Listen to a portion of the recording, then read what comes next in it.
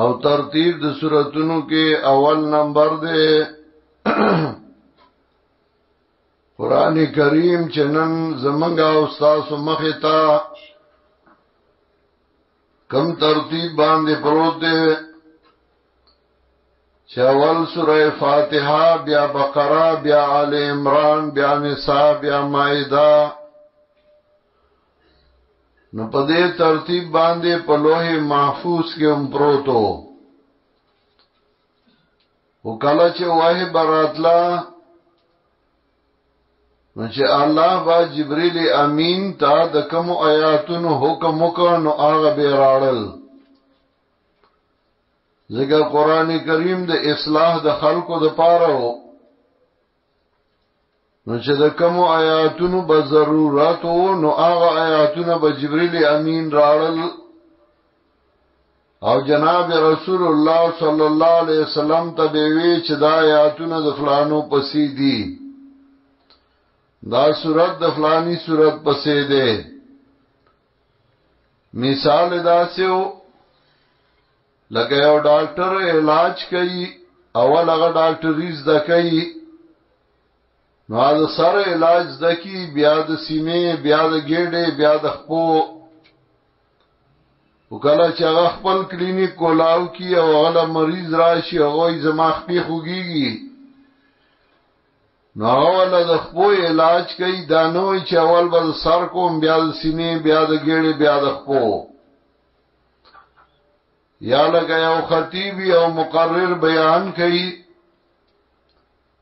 یو ځای کې د یو مسلې ضرورتي مثلا ځای کې خلک سود کوي او هغه د سود رد کوي نو دا نوې چې د سر نه به ته قرآن کریم وامه بلکې هغه آیاتونه بیانوي چې په کومو کې د سود ردي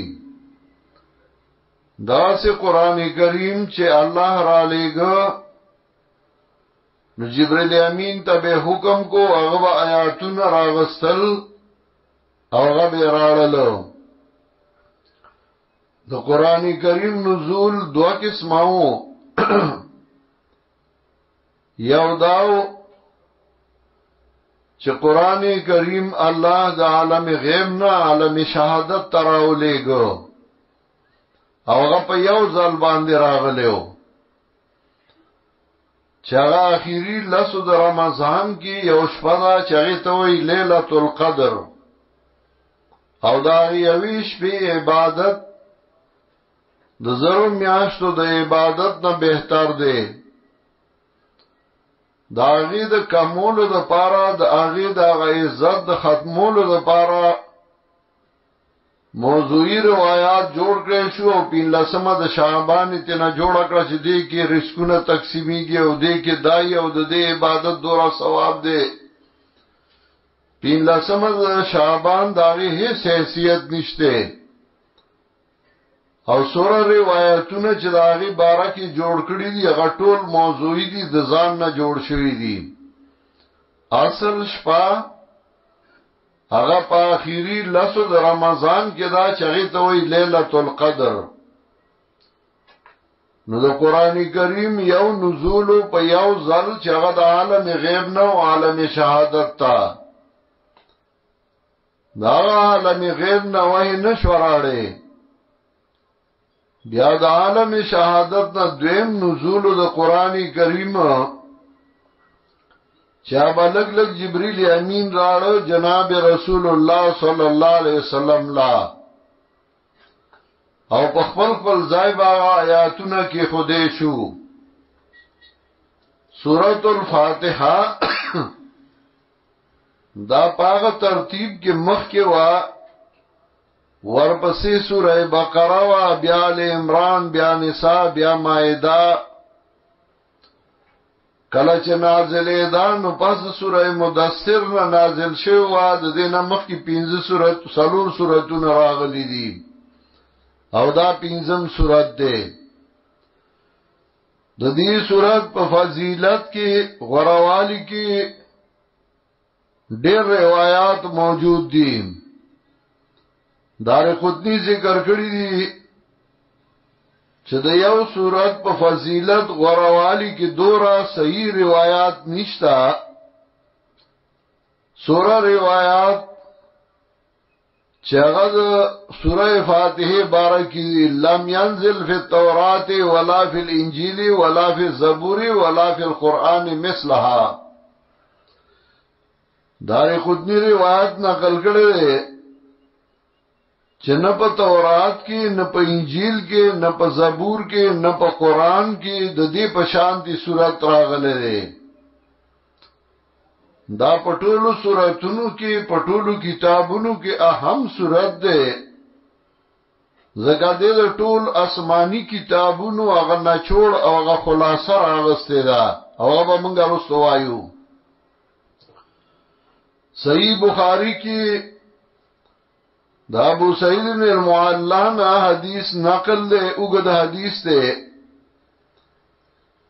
چې نبی علیہ السلام وی زتا ته یو سورت خیم چې اعظم د سورتونو د قران کریم دی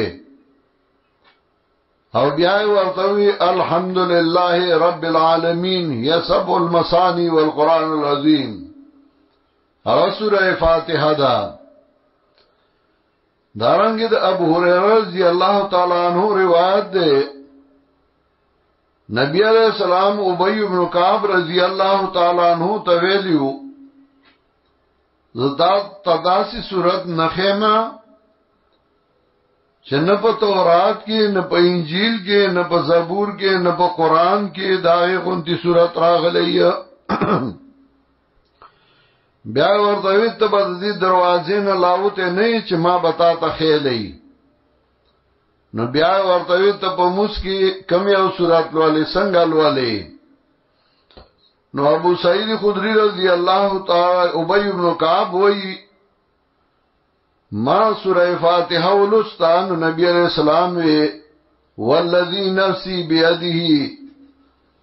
زما دې پاغه الله قسمی چې زما ساده هغه په لاس کې دی د دې غونته کې نه تورات کې راغله نه انجیل کې راغله نه زبور کې راغله نه قران کې راغله او دا سب المثانی دی والقران العظیم. دارنګ بهقی شعب الایمان کې ذکر کړي د حسن بصری نه چې سالور د پاسه سل کتابونه صحیفه الله را لېګلې وي داغه 104 صحیفو هغه خلاصہ الله په سالور کتابونو کې خو دې دا یو تورات دویم انجیل دریم زبور او سالورم قرآن کریم. بیا دې سالور واړو خلاصہ الله پاغه مفصلات سوراتونو کې خود ده او د مفصلات سوراتونو خلاصہ الله سورہ فاتحه کې خود ده. نو گویا چې سورہ فاتحه ذکرہ د دې په مطلب ځان پویا ک نو د 104 آسمانی کتابونه ذکرل چې د دې په مطلب باندې پوه شو. د دې صورت ګڼ نمونه دي او غا دلالت کوي د دې په فضیلت. څنګه مخکې ما ویلو چې ډیر نمونه دلالت کوي په ډیرو صفاتونو. لګیاو تان دې تاغتا او علم کړه مولوی سے بوتوي قاری سے بوتوي حافظ سے بوتوي مفتی سے بوتوي. داغی مطلب دا چې د علم کړه مولوی سے بوتوي د حفظ کړه حافظ سے بوتوي قرائت کړه قاری سے بوتوي فتوی ورکی خلق لا په کتابونو پوه ده په فقہ پوه ده مفتی سے بوتوي.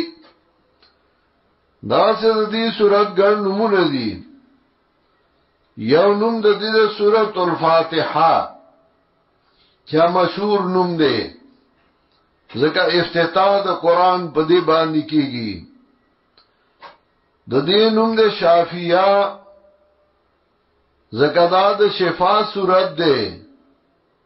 چاچه پیزان پوه که داغه د سینې د مرضونو شفا ګرځي. د دې سورۃ نوم د کافیه، ځکه دا کافی د خپل مضامینو کې. د دې سورۃ نوم د سبع المثانی، ځکه دې کې و آیاتونه دي او بیا بیا په هر یو رکعت کې خلق وایي. د دې سورۃ نوم د رقیہ، ځکه دا د دم سورۃ ده. یو سړی لړم چې چلےو، ابو سعید خدری رضی الله تعالی عنہ پاغه باندې وزله سورہ فاتحه وې نو هغه جوړ شو. د دې سورۃ نوم دی وافیہ. دارنګ د دې سورۃ نوم دی سورۃ الصلات، زګدا په موس کې بیا بیا ویل شي.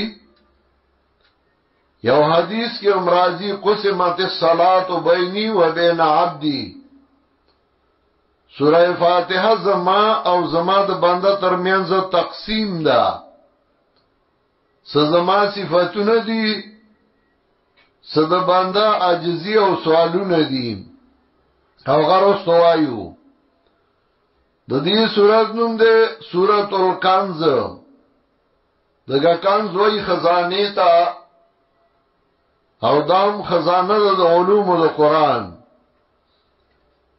د دې سورۃ نوم د اساس القرآن، ځکه اساس وای بنیاد تا، او دام بنیاد ده د قرآن کریم. د دې سورۃ نوم د ام الکتاب، ځکه ام وای جامع امر تا، اصل تا. لکه ام الرأس هغه پردی ته وای چې پای کې دماغ راغوندي. هغه جنډې ته وای چې داغه د لاندې فوج را جمع کیږي، ناغه ته وای. ام القرآن مکی ته وای، زګه مکی ته ټوله دنیا راغونډيږي او د مکی نه دنیا خورا شوې ده. نو ام القرآن وته وای. دیتا ام الکتاب وای، زګه دې کې د کتاب ټول مضامین هغه راغستې دي او هغه را جمع کړې دي او هغه تفصیل رستو کوم. موږ د هر سورۃ په اول کې با یو څو خبره اهم کو، 15 خبره. یو دا چې رب د سورۃ د ما سبق سره د دې راتلون کې سورۃ د مخ کې سره تړون څه دی. بنده چې خبرې کوي نو دویمه خبره د لومبای سره تړلی یو. وای زه په خبر ته لاړم، الته مې سکارو، هغه دکان ته لاړم، نو دا خبره تړلې مربت ای. هغه یو سړی داسې وای چې زه په خبر ته لاړم، ابي زمه دلته ګرځې دي خلک وایي دا روغ ده کله ونه ده کله اخواځي کله دی خواځي. نه خبره تړل غواړي، نو د الله خبره خو ډېر تړلې دي دی او بل سره. چاغې ته مونږ ربط وایو د سورۃ د ما سبق سره، نو هغه به مونږه په نورو سوراتونو کې بیا وایو. سورہ فاتحه کې به مونږه وجز تقدیم وایو چې دا مخ کې ولې کړل ټولونه، هغه رستوام. دین به مونږه مقصد د سورۃ بیانو چې د دې ټول سورۃ مقصد څه دی. دریم به مونږه تقسیم د سورۃ کو د مضمون په اعتبار. سالورم به مونږه امتیازات د سورۃ وایو، چا کومه خبره ده چې په دې سورۃ کې شته او نور سوراتونو کې په دې انداز باندې نشتا. امتیاز د سورۃ او پینځم با مشکل د سورۃ، مشکلات د سورۃ چې دې سورۃ کې مشکل ځایونه کم دي او داغه حل مفسرین څنګه کړي دي منګه څنګه کوو. د سورۃ الفاتحه اول مقصد ایو مقصد دی صورت عبادت د الله تعالی چې د یو الله عبادت کوي مخلوق ټول محتاج دی عاجز دی الله چاته محتاج نه دی داغه عبادت کوي ایاک نعبد و ایاک نستعین تقسیم د صورت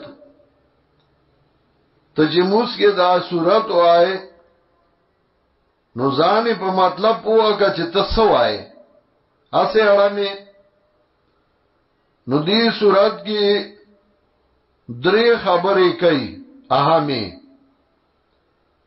یو د الله تعریف د الله صفات هغه د ټولو نامخ کې کوي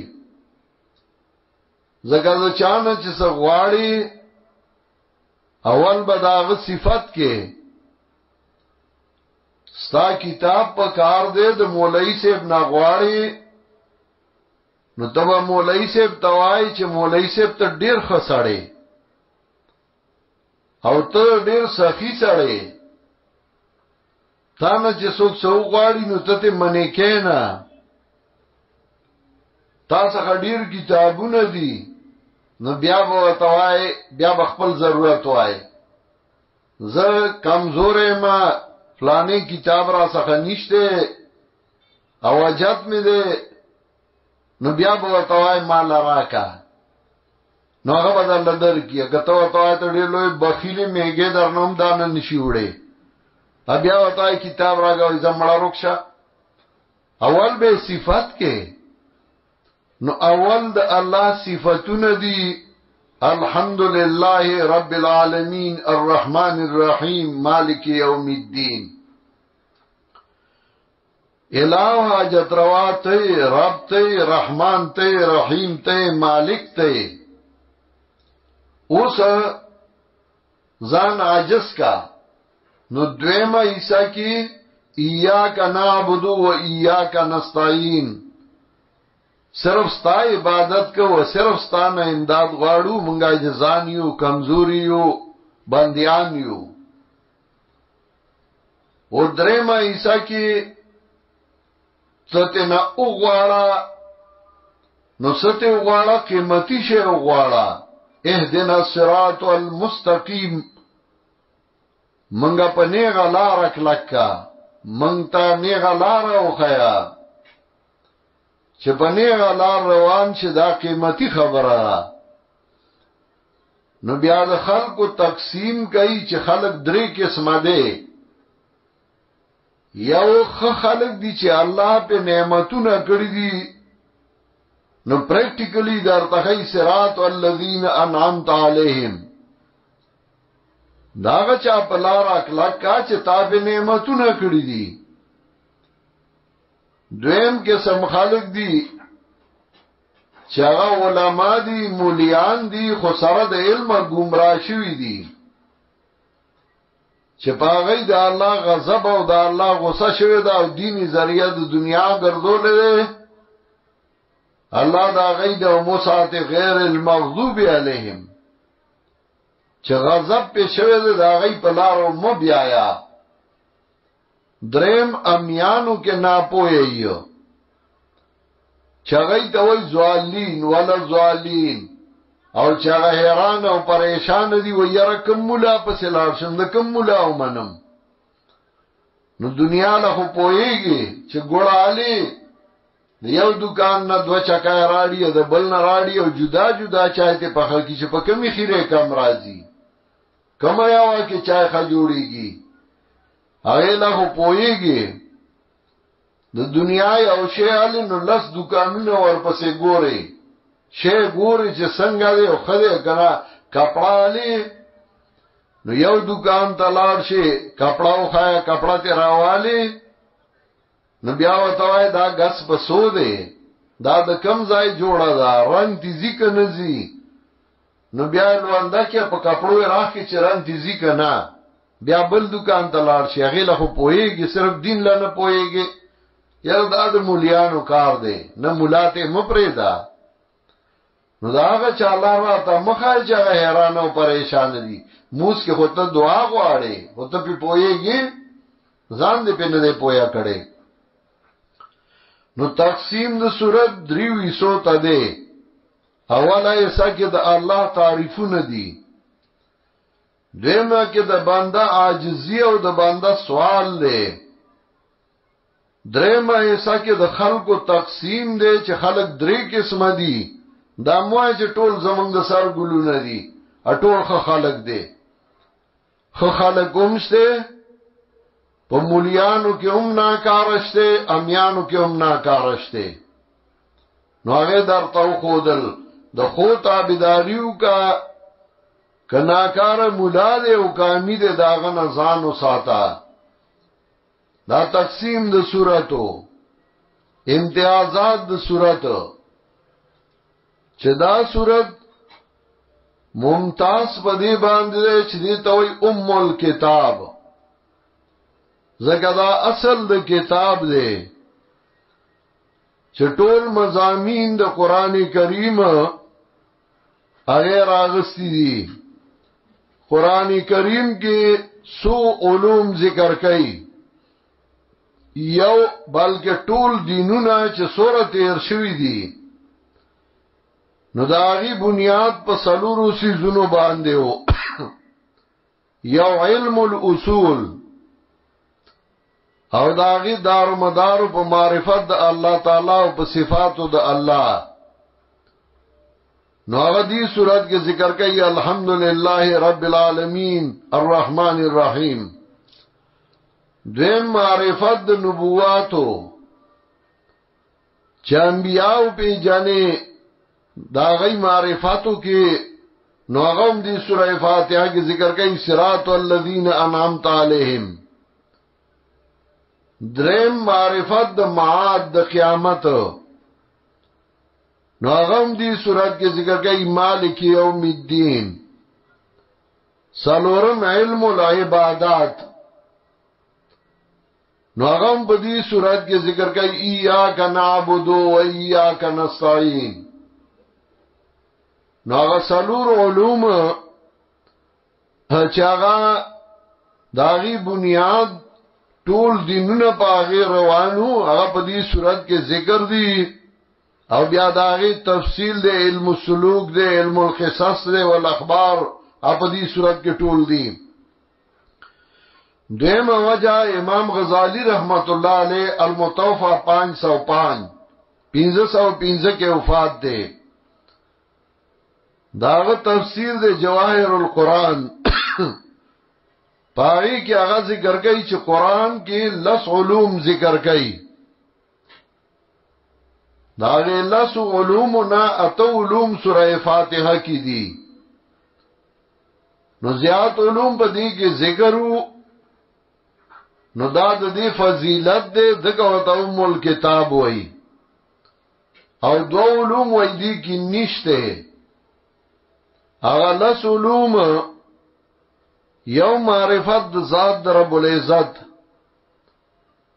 دیم معرفت د صفات د رب العزت چې ستا رب څوک دی دا صفات په جنا دریم افعال د رب العزت سلورم ذکر د قیامت او پینزم تزکیه چې ځان به پاکه د غلطو صفاتونو نه شپږم تحلیه چې ځان به خستاکه په خپل صفاتو باندې ښه اخلاق ښه صفاتونه ځان کې راولا وم ذکر د نعمت د اولیاءو چې د الله اولیاء د الله دوستان سوق دي دا غي صفاتونه سدي اتم غضب په دشمنانو د الله چې دا الله کوم دشمنانی پاغي الله غضب را لېګل نو هغه ذکر کوي نو اتم غضب په دشمنانو د الله باندې چې دا الله دشمنان سوکو نهم مهاجت الکفار مقابله د کافرو لسم احکام د فقهاو امام غزالی وی دا اول اتب سورہ فاتحہ کی ذکر دی رسلی دوانیش دے محاجت الکفار او احکام د فقهاو الله دې حضرت شیخ القرآن باندې رحمتونه ولیږي چاغه قرآن کریم کې ډېر مهنت کړو نو هغه ذکر کوي سمت الدرار کې چاغه هغه وایي دا دواړه علوم سوره فاتحه کې شته او دا یواز زنوما کما ذکران سیوطی امام سیوطی ویل دي چې دا دو علوم سوره فاتحه کې ذکر دي نو شیخ القرآن دانوي چې امام غزالی په سپوید دور ادب پکې وو امام غزالی شیخ القرآن وی فسبحان الذي لا ينسى پاکی دا هغه ذات لا چې هغه خطا کیږي نه بنده خطا کیږي امام غزالی خطا شوی دی او دا هغه په خپل وی امام غزالی په خپل باندې ذکر کړی دی چې هغه وی قد زیانا شطرا صالحا من العمر في تصنيف الخلاف منه وصرفنا قدرا صالحا منه الى تصانيف المذهب وترتيبه الى بسيط ووجيز ووسيط وإما ذخبر عمر او یا کالا په منطق او فلسفه کې لګولې دي بسيط وجيز او وسيط رسالې می لیکلې خپل عمر می ضایع کړي او علما وی امرضه الشفاء هغه ته د فلسفي مرض د بولی سینا د کتاب نه لګیدل او د شفا نه د امام غزالی شاگرد قاضی ابن العربی المغافری المتوفى 543 هغه وی شیخنا ابو حامد دخل فی بطن الفلاسفه زما استاد ابو حامد غزالی د فلاسفه او ګډه تنونو ته نو بیا اراده وکړه چې دا غي نه راوځي خو سه نه رسید امام غزالی په خپل وی انا مزیل البضاعه فی الحديث ما څنګه د حدیثو په باب کې پنګه کوټه ده د دیو جلاغه کتابونو کې کله کله کمزور خبره راځي نو ته دا دلیل مگر ځوا کتاب الرد علی المنطقیین کې علامه ابن تیمیہ رحمت الله علیه په دې بحث کړی دریم وجدا چې سوره فاتحه مشتمل ده په ثنا او تحمید رب العزت باندې او په استعانت او استعاذی باندې او په دعا د بندا او دا ټول کتابونه په دې مشتملو دیو جه حدیث کې راځي قسمت الصلاة بیني و بین عبدی الله وی سوره فاتحه زما او زما د بنده په میانس کې تقسیم ده څه زما صفاتونه دي او څه د بنده سوالونه دي څلورم وجه قران کریم درې قسمه خبرې کوي یو اسماء او صفات د رب العزت بیانوي دویم وعد و وعید وعدی کوي مخلوق سره یری مخلوق او دریم احکام او دا درې واړه په سوره فاتحه کې دي د دې وجنه دي توي ام الكتاب او دای مخکراړو پینځم وجه قران کریم دو قسمه ده یو علمی او دویم عملی یو هغه چې پاغي به علم راولي دانه چې پټار یو عملی دی بعض قمقلی اب مړه تاسو قران وای خو عمل په نه کوي وای په ټول قران عمل نه سباند علم راوستل دي سباند عمل کول دي تا ته دا پته هم نشته سباند به علم راولي او په سبا عمل کې سوره فاتحه په دې دواړو مشتمل ده اول آغا چې پاغي به علم راولي پاغا به علم کې راولي اوغا الحمدلله رب العالمین الرحمن الرحیم مالک یوم الدین پدې باندې به علم راولې چې دا الله مناسب صفاتونه الله لدی پدې هو تعامل بسنګ کې دا په علم کې راولې چې د اولوہیت صفاتونه خاص الله لدی دا په علم کې راولې چې پالون کې د مخلوق دی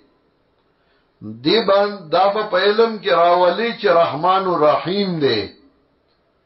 دا په علم کې راولي چې مالک د ورځې د قیامت دی ته دې هوتا عمل و بسنګ کې نو ورپسې عملی شروع کی ایاک نعبد و ایاک نستعین یوازې ستا عبادت کوو خاص تا عبادت کوو مونږه خاص تانه امداد غواړو مونږه اوس عبادت عملی شو رکوع وکي سجده وکي امداد غفتل عملی شو پخلی با فریاد کې الله تعالی زما امداد وکا الله ز کمزور ما زبه وسه ما زبه طاقت ما ته زور اوري ته طاقت وري ستا وسرسي الله ته زما امداد وکا پخلی بوای نو قرآن کریم دو قسمه ده علمی او عملی او دا دواړه سوره فاتحه کې ذکر دي شپږم وجه قرآن کریم درې قسمه خبرې کوي یو قصص او احکام بیانوي او هغه سوره فاتحه کې ذکر دي چې درې واړه قسمونه قصص احکام او اوصاف در رب العزت او درې واړه سوره فاتحه کې دي وما وجه قرآن کریم کې الہیات نبوات او اوامر او نواهی بیانې او دا درې واړه سوره فاتحه کې دي قرآن کریم کې دا درې واړه کله کله په یو آیات کې ذکر کی لکه سوره هود اولو ګورئ سوره هود د یو لسمی سپاره اخیری آیاتونه دي نو دا ذکر کوي دا درې واړه الہیات نبوات اوامر او نواهی الف لام را کتاب حکمت آیاتو ثم فصلت من لدن حکیم خبیر اللہ تعبدو الا اللہ اللہ تعبدو الا اللہ عبادت مکوئی بیدا اللہ نظبل چاہ دیو اللہ عبادتو کئی سجدہ بغیر دا اللہ نبل چاہتا مکوئی ارسینا بل چاہتا سرخکتا کی پیر فقیر تا سرخکتا کی قبر تا سرخکتا کی آیا سالک وئی مجھ سے بجز خدا کی کسی کی حضور میں مجھ سے بجز خدا کی کسی کی حضور میں اپنا سر نیاز جھکایا نہ جائے گا بید اللہ نے بل چامخ کی سر نخکتا کوم د نر سر بلتا نخکتا کیگی اللہ تعبدو الا اللہ عبادت میں کوئی بیدا اللہ نہ بلچا الہیات نبوات اور بسے اننی لکم منو نذیر و بشیر زیما ستاسو دا پارا دا طرف دا اللہ نا یرا ورگون کے و زیر ورگون کے پیغمبر با یر اولم کول دا اللہ دا عذابنا زیری بے امور کولا دانا چتا تشزیری ورکوا دا عمل دیو کنو دورا بنگلی با ملاوی گی پا جنت کے دا دیو کن دورا حوری با ملاوی گی دا یرو علمکو نا دا ملاکار بدائی چه دے با خلقی یری دا غلطو کارونو نا رد منکر با کئی او امر بالمعروف با کئی خو اوامر با کئی نو یرا با امور کے زیری با امور کے دا با متوائی چې الله به جنتونه درکړي حوري به درکړي غلمان به کو بنگلي به خدا به موای چې شرک دی وکړه همیشه جهنمي شرک دی وکړه نو نکاح دې مات شو اولاد رامیان شو شرک يرول بونکه ته جنتونه مور کو آیا تاسو ځان نه زبر جوړ کړو نو کور ته براغه نو مو ټول به کېنول نو کتاب به راواغست چا چې دا دوه رکعاته نفل وکړل الله په جنت کې او یا حوري ور کوي چا چې دا وکړل دوه حوري به ور کوي او درې راځي دا سي وي مور ورته وی خانیه وی ته आवाज تشت پلار د پاره د جنت دغه کړي چې حوري دی په دې خزو به حور نوم ډېر دغه لګي کنه ته ز پلار د پاره د جنت دغه کړي چې حوري دی وی به طالب په کې هم سبق وګورم کا نو بل را چې کیناس کتاب مخه تونیو وی کومه خزي چې دوه رکعاته نفل وکړ په جنت کې به الله او یا خاوندان ور کوي مورې وګوله غوته وای توبه دې اوس پینګری پلار نه ور کی ولاړې مترا لا یا یو هنداسي بیا ځان نه بس دین جوړای لکه څه کیسو ته دین پر خوده اننی لکم النذیر و بشیر زما تاسو لپاره د الله طرفنا ير ورکونکې او زیر ورکونکې پیغمبر وای ارولم خلق د الله د عذابنا زیر به عمر کولا قران کې بشاراتم ذکر کوي تخفیفاتم ذکر کوي ورپسې اوامر او نواهی وان استغفروا ربکم ثم توبوا الیه بخنا غواړی د رب تاسو نه اتوبه واسي الله تعالی یمتکم متان حسن الاجل مسمى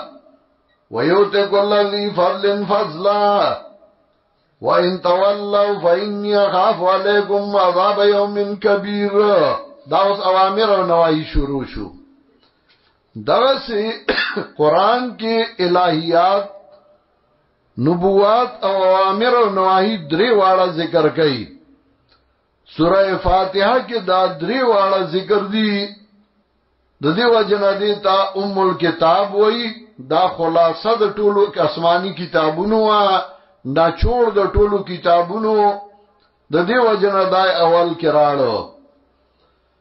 بلا اتم وجه امام رازی رحمت الله علیه وای